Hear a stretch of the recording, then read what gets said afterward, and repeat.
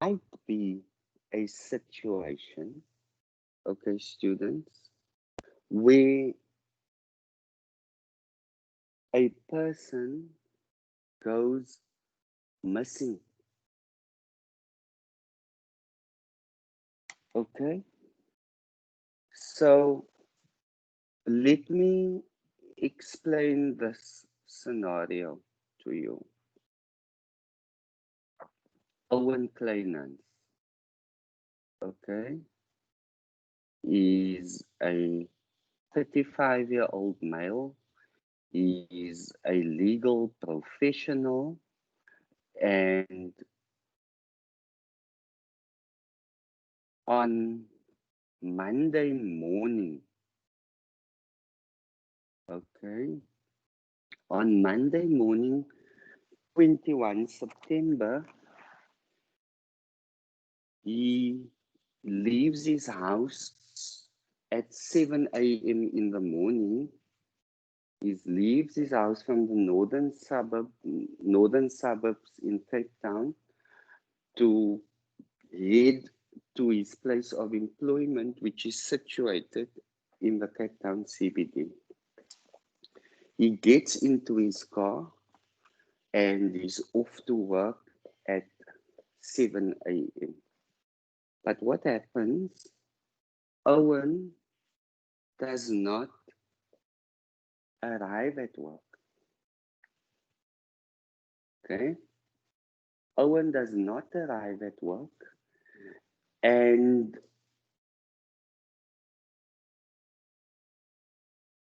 at about 10 o'clock the morning, his boss phones him to find out where he is.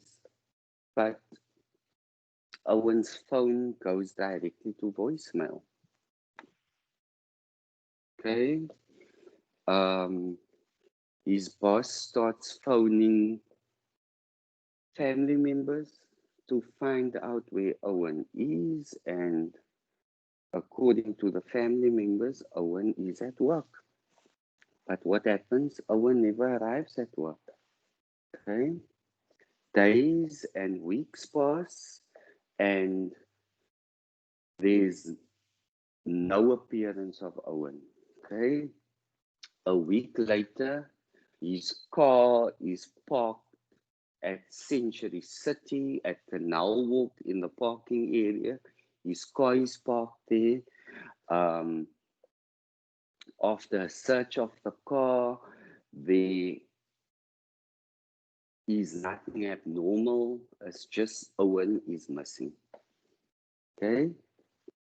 3 months passes and Owen is still missing. Okay? I've sketched a scenario for you now. Okay? What is, or can you give me some examples of what the ramifications is of that? Okay? What will be the ramifications of me going missing? Okay? Can you give me some examples of that, please?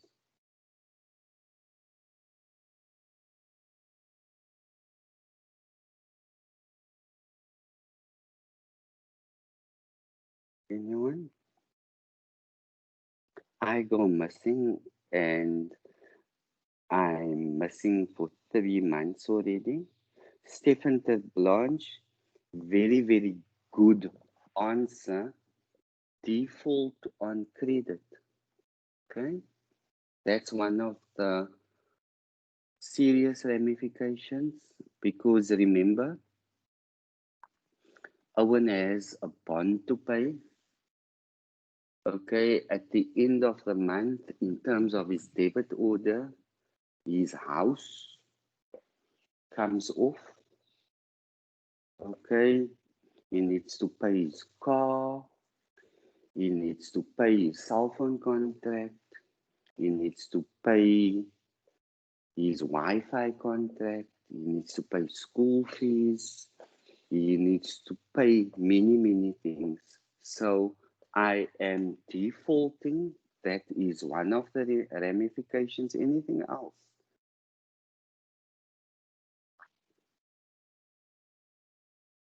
Anything else?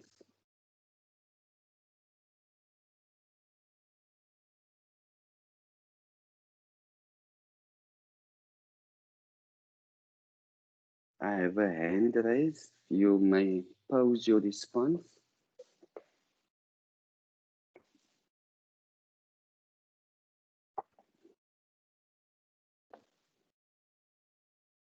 Okay, there's no response. Any other ramifications, students?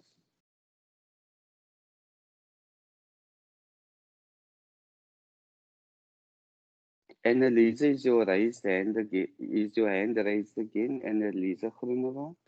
Yes. Okay. The other one can be the type of job that you do. It might be a dangerous job that you are doing, and that can also lead to you gone missing. Okay. Okay. Thank you. But Annalisa, what the type of response I want is the effect of me being missing. What effect does that have on my state? Okay. And one of your colleagues, Annalisa, one of the other students already said, I will default on credit. What other effect will you think it will have on my estate?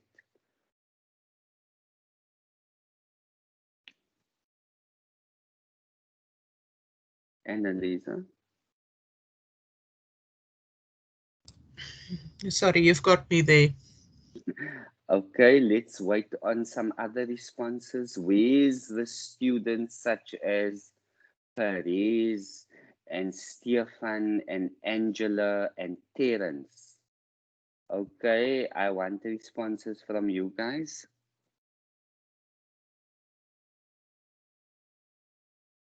Who's Raquel? Raquel, you haven't said anything yet. Raquel Barnes. Okay. And T in Gonda. I want responses from you guys. What effect will me being missing for a period of 3 months, what effect will that have on my estate? Okay, Dion, assets can't just immediately be frozen.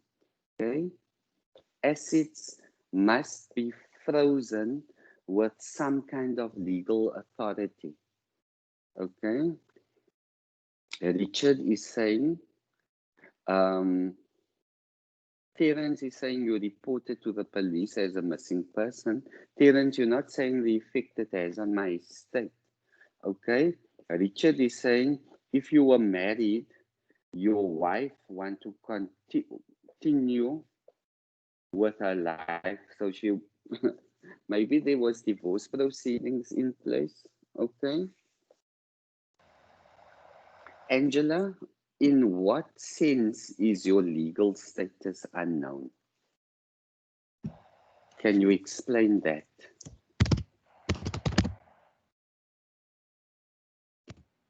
Okay, someone raised their hand. That person may speak. Just tell me what your name is, please. It's Abinwi. Say it again. Abinwi. Abinwi. Okay, Abinwi. Abinwi, what is your response? Good morning and welcome to this class. Thank you. Thank you. Good morning, everyone. I think it will depend now if the particular missing person is married or unmarried. If it's a married person, then definitely it will be important that because he has a joint if he's married say in community of property, he has to be able, the wife maybe will have to report that, because then if he has accounts that he's paying maybe with shops or bonds or finance, then that needs to be maybe stopped or I don't know what will be the effect of the bank in respect to that, but I'm sure there should be a case on that first before the bank can take any action. Okay, any suggestions on how the bank can take action?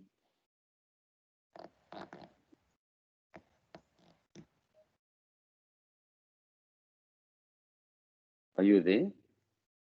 Any suggestions on how the banks can take action?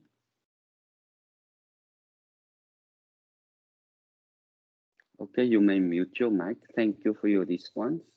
Okay. Okay.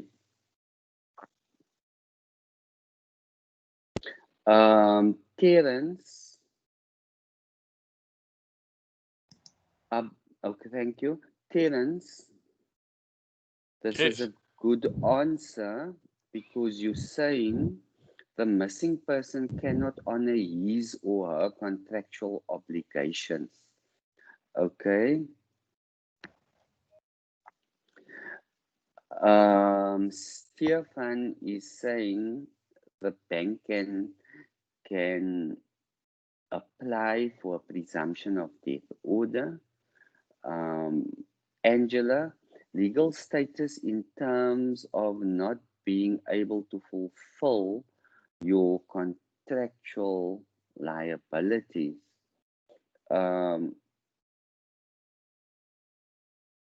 Okay, students. So, the effect of me being missing for 3 months and more, okay, it has the effect that my estate will suffer. Okay. Firstly, my estate will suffer because, as you guys have indicated, I'm not able to meet my contractual obligations. I will default in terms of certain contractual agreements. So it means my estate will start suffering. Okay.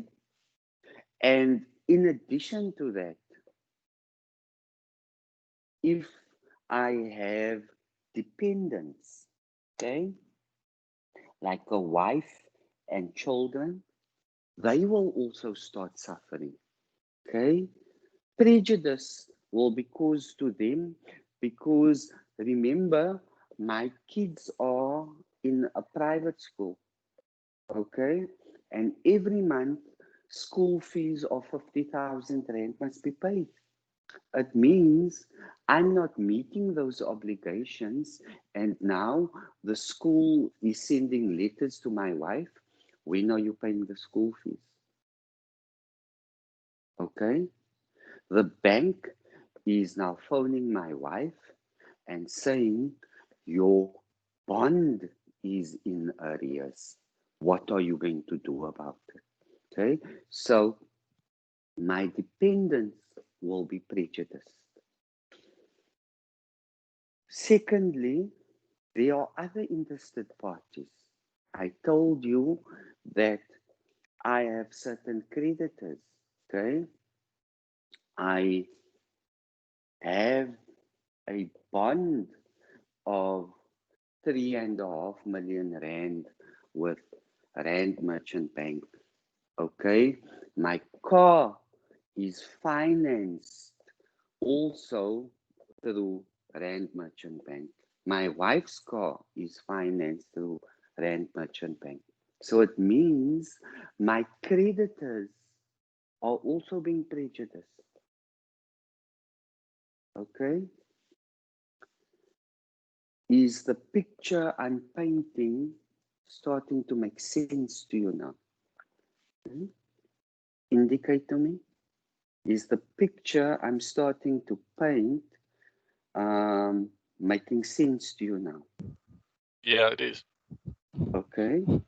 Now, students, also, you need to be mindful of the following. Okay. What is one of the characteristics of a good legal system. Okay?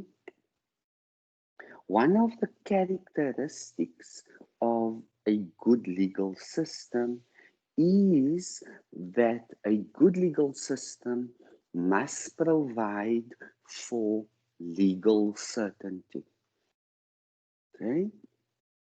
A good legal system must provide for legal certainty, especially in private law relationships. Okay? Now, what can now happen in terms of the situation I presented to you? What can happen now is any interested party, okay? Any interested party. And in my example, how many interested parties did I provide to you? Or how many interested parties did I speak about? Can you name a few?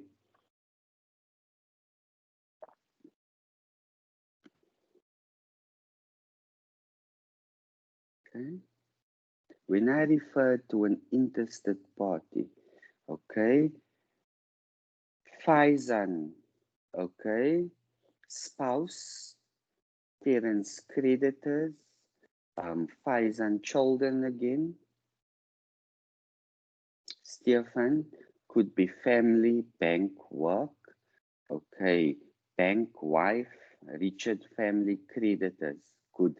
So any interested party, okay, can now or may approach a high court, okay, in the jurisdiction where the missing person resides or works or carries on business, okay. So any interested party on application, okay, can bring an application to grant an order presuming that a certain person is dead. Okay, so an order presuming death can be granted by a high court. Okay, I just want to read the following to you.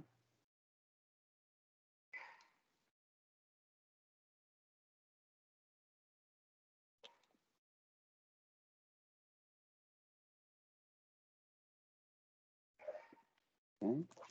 So the presumption of death, in terms of that application, here we are talking about a common law presumption.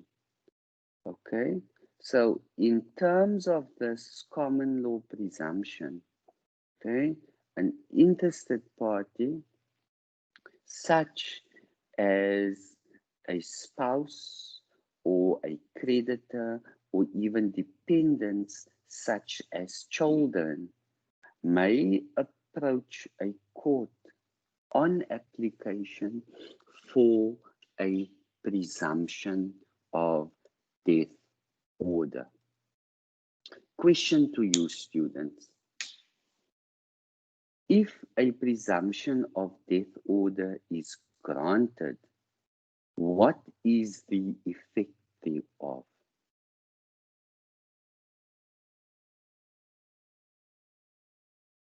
Okay. If a presumption of death order is granted, what will be the effect thereof?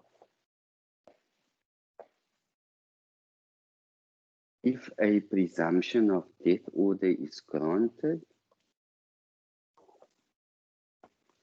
what will be the effect thereof. Okay, I have a response from Stefan. I have a response from Abinwe, and I have a response from Terence. I have a response from Faizan. Okay, Terence, I'm giving you an answer. Okay, check the chat function. Check this chat function. Okay.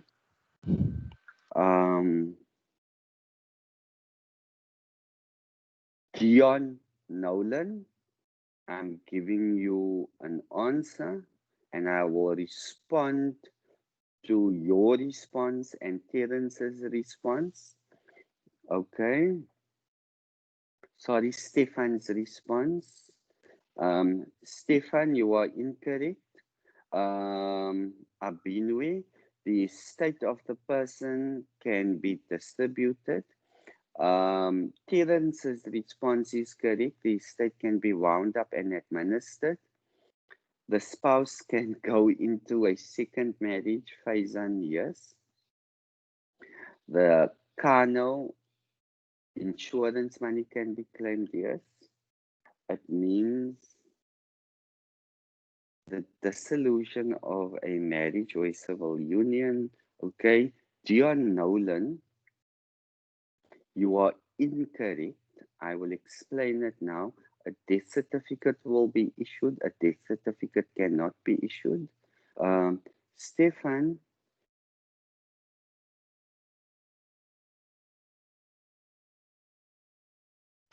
I'm just kidding, by the way.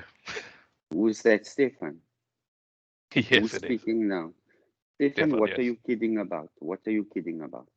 I say that you can't do any of that if the person is alive, so technically I am correct. Correct in terms of what? You said the person will be deemed legally dead, Yes. and I said incorrect. Yes. Okay? Give me an opportunity to explain to you why I'm saying you incorrect. Okay? Remember, Stefan, let me respond to you first. Okay? Remember, in South African law, you are either dead or you are alive. Okay? Legal subjectivity begins at birth, and we've established that legal subjectivity ceases, it comes to an end when you are dead. Okay? I also stated that there's no legal definition for death. Okay? When you are dead, a medical professional will issue a death certificate. So for legal purposes, okay, a death certificate is prima facie proof of death.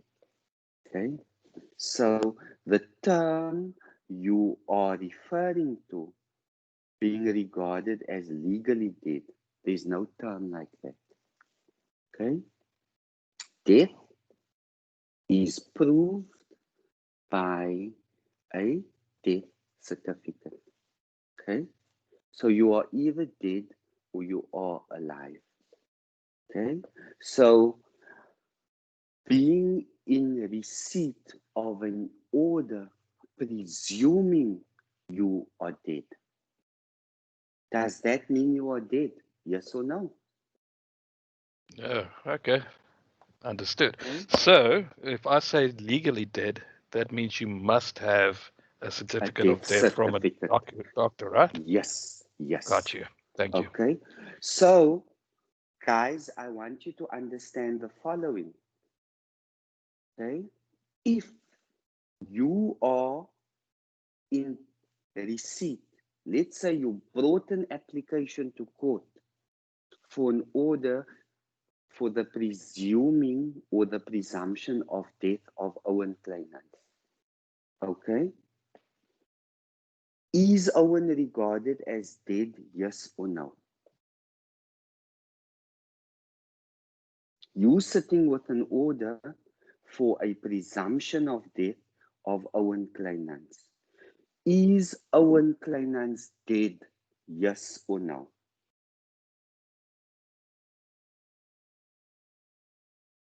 Okay. So most of you is saying no, and that is correct. Okay. So if you're sitting with a presumption of death order for me, and you're saying Owen is not dead, can a death certificate be issued? Yes or no? Okay. So a death certificate cannot be issued. Okay. Question. When is a death certificate issued? Question. When is a death certificate issued?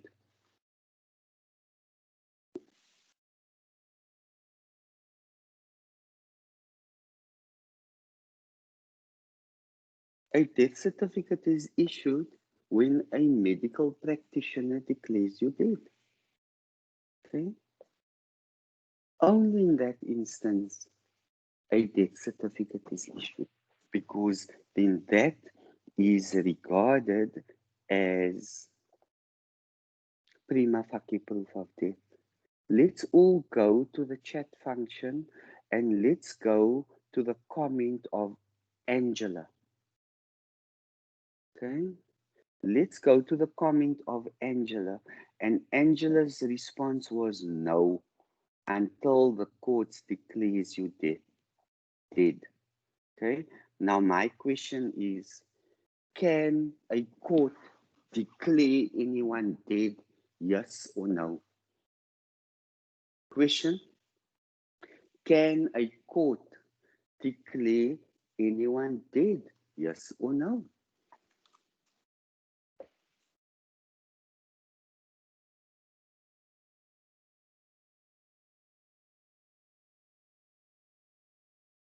Okay, so Angela, please be clear. A court cannot declare anyone dead.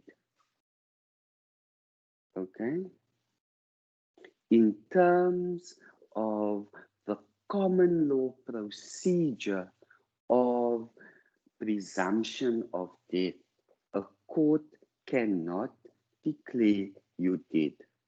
Okay, as Annalisa is saying in her response, only a medical practitioner can declare you dead by issuing a death certificate. Okay, now next question. I'm going slow because I want us to be clear on every aspect when it comes to the common law procedure of presumption of death. Okay? If a presumption of death order is granted, what does that mean? Okay? I don't want the effect of it, I want the meaning of it. So if a presumption of death order is granted, what does it mean?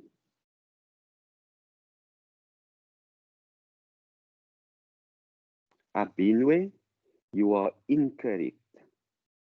Okay?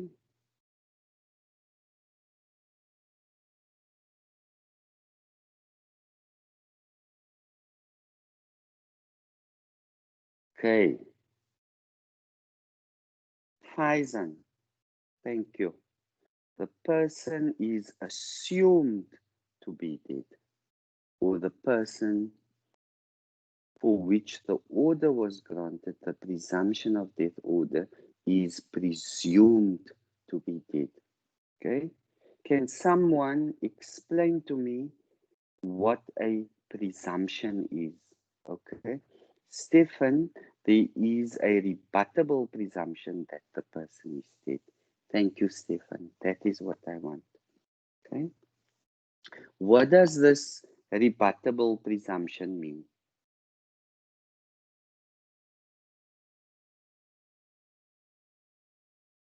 What does this rebuttable presumption mean?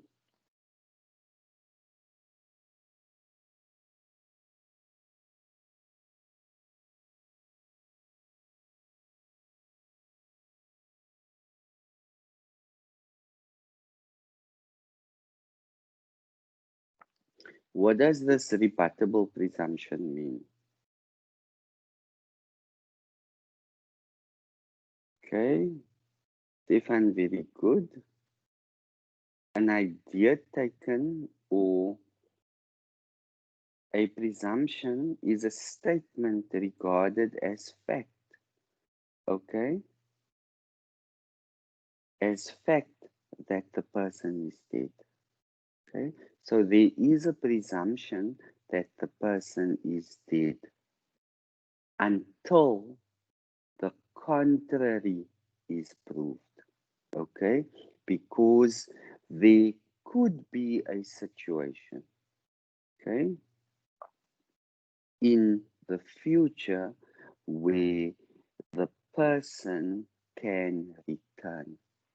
Okay, so what I want you to have clarity on is once an order for presumption of death is granted by our courts, okay, the effect of that order is that the person is presumed to be dead. The person is not regarded as being dead. The person is presumed to be dead, meaning a death certificate cannot be issued. Okay? So, on a presumption of death order, students, please be clear, the person is not regarded as dead. The person is not legally dead. Okay? The person is presumed as being dead. Okay? There's a fundamental difference, and I need you to grasp it now. I need you to understand it now.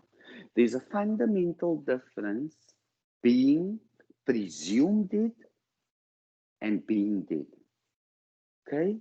Because when you are dead, there's a body, you will be buried, and there will be a death certificate. Okay?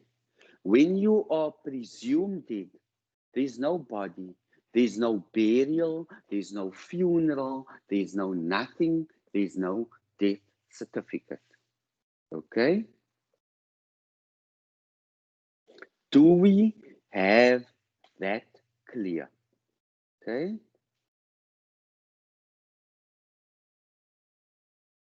Okay, Angela, your question. What happens if the person returns 10 years after being presumed dead and the estate was wound up and the spouse has been remarried? Okay, Angela, I will address that question now. Perez is saying, and the presumption of death is proved on a balance of probabilities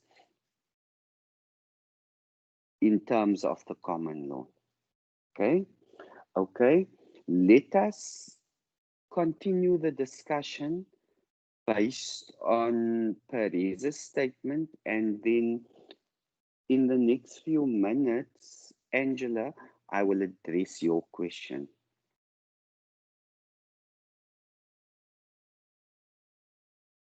Okay, Richard, we will go to the issue of the funeral policy as well. Okay, but let's look at the presumption of death in more detail. Okay.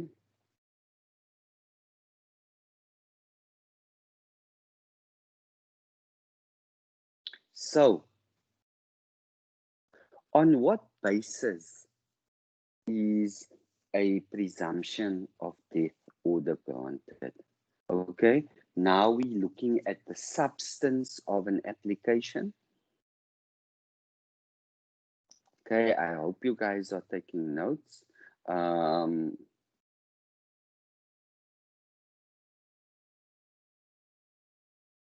Okay, and whether such an order will be granted in any particular case depends on all the relevant facts. Okay, so this application is based on fact. Okay, in particular, and this is what the courts consider. Okay, the courts consider the following. In particular, the length of time during which the person has not been heard of, the age when they disappeared, the circumstances of their disappearance, whether they were exposed to any particular danger. Okay, no fixed period of absence is necessary.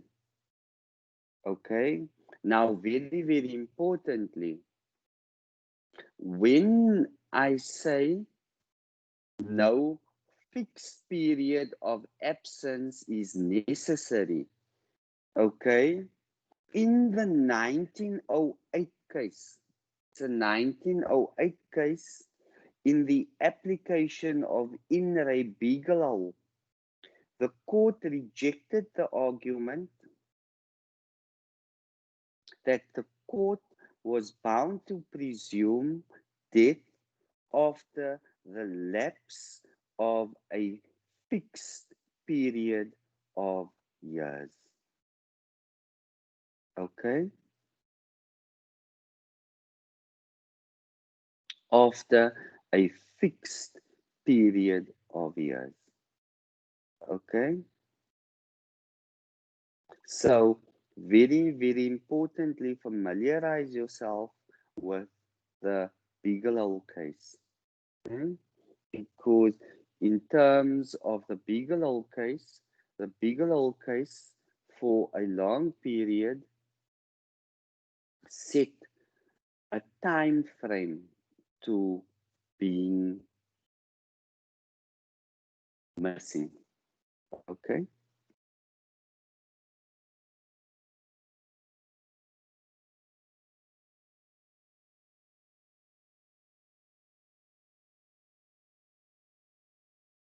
So,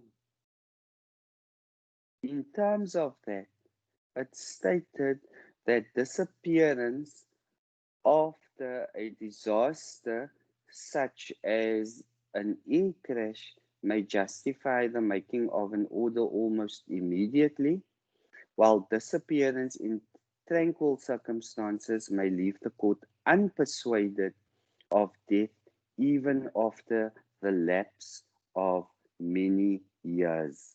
Okay? So I'm going to read a footnote from a case where an application for an order of presumption of death is made simply on the basis of a person's disappearance and subsequent absence without any indication that they have met a premature death, the courts are reluctant to assume death is the reason for a person's disappearance. And that was in Ex parte Peters.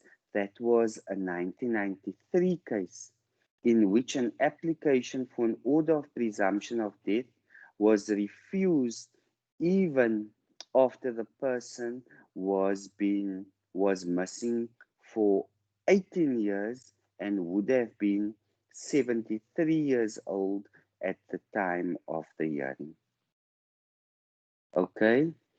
In Ex parte Governor, okay, which is also a 1993 case, the court addressed the same issue and held that those circumstances, okay, in terms of the disappearance, standing alone, are generally regarded as insufficient to warrant the inference that the explanation for them lies in death, even when he has been absent for a long time. Okay, so you cannot simply go to court and say the person has been missing. Okay, you need to provide the court with facts related to the length of time the person has not been heard of, their age, whether they were exposed to danger.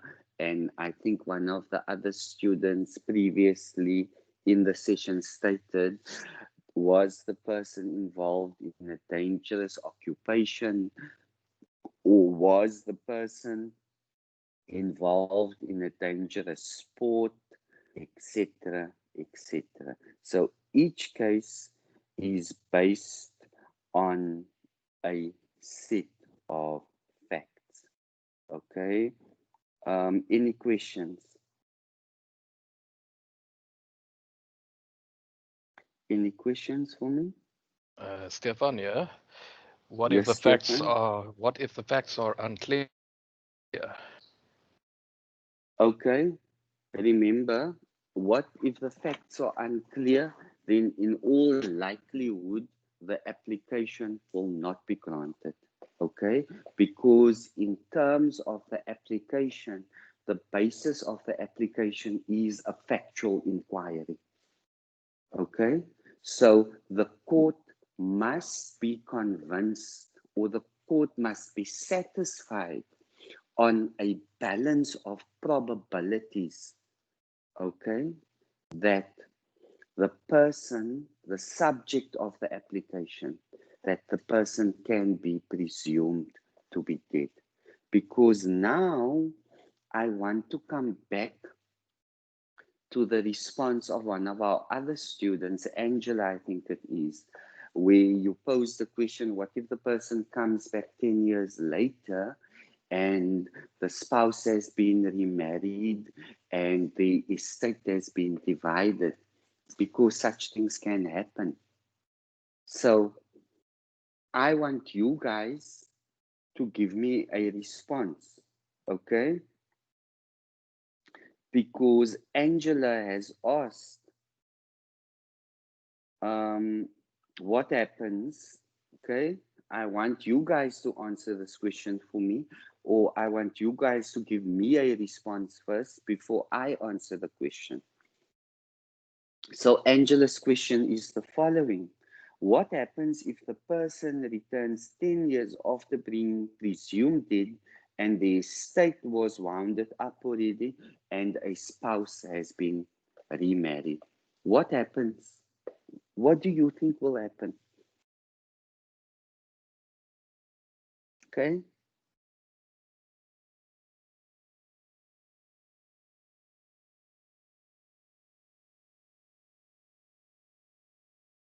Okay.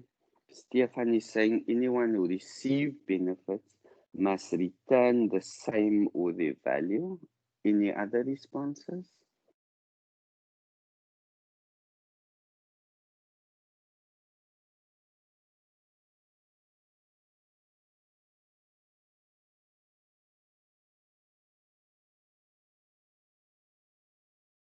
Any other responses?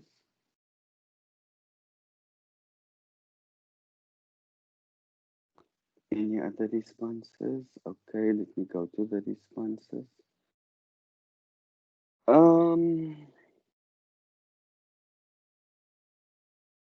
Terence is saying the court will request the benefiting parties to provide security. Terence, you are correct. In some instances, okay, the master, when when considering the estate, could request security from the beneficiaries. So yes, Terence, you are correct.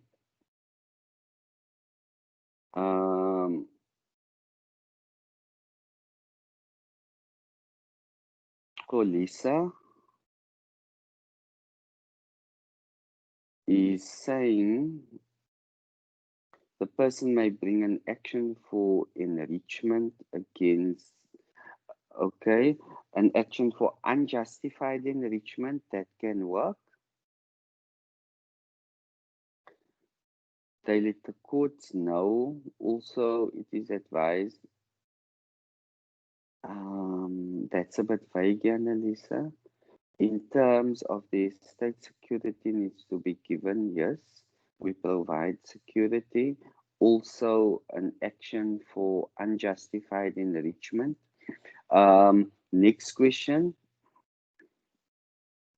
Perez is saying, in terms of the state security needs to be given to the court. Okay, security must be given to the master, Perez. The master might request security, especially when a person has a very large estate. Okay, so if I go missing now and an application is brought for the presumption of my death, the master will, in fact, okay, remember in terms of my age, I'm still young, I'm not that old. I'm old, but I'm not that old, and I'm young, but I'm not that young. And I have a fairly substantial estate, and I don't have much beneficiaries. So, in all likelihood, the court will ask them to provide security for the value of the benefit, okay, for a certain period of time.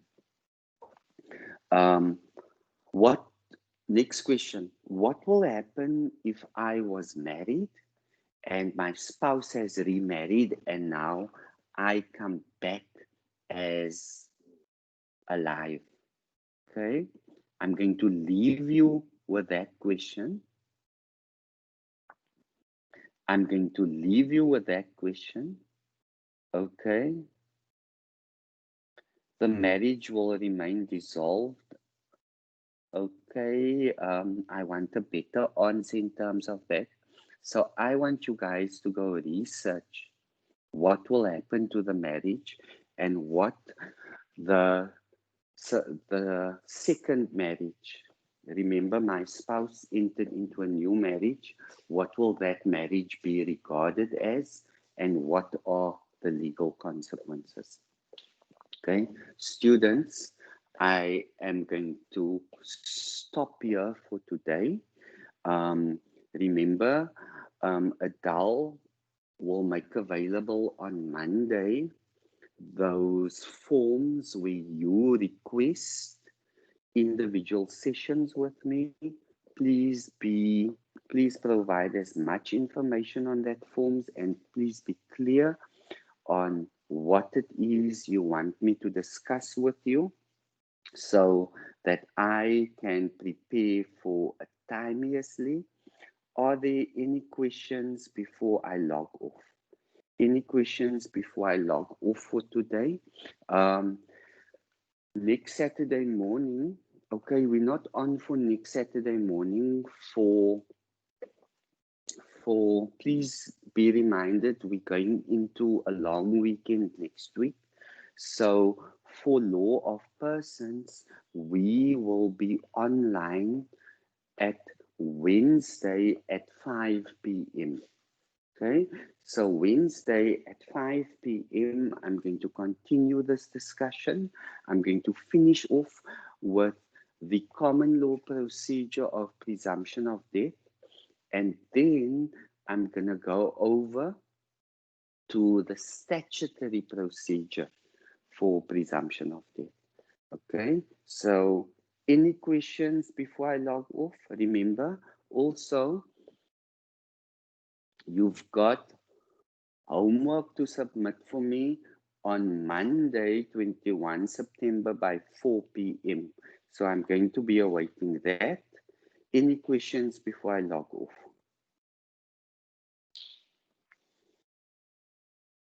Okay. If there's no questions, but yes. You did not respond to my question about the funeral policy, or are we gonna do it some other time? I'll do it on Wednesday. Wednesday, I'll do okay. it on Wednesday. I'll do it No, on Wednesday. fine. Remember, I said I'll finish off on Wednesday. Okay. No. You try and get me an answer so long, and you give me an answer on Wednesday. Okay. Okay. Have a good weekend. Have a good weekend. Okay. All other questions I will deal with on Wednesday. Students, have a good day and be safe and work hard. We will speak to each other on Wednesday again. Thank you so much. Bye.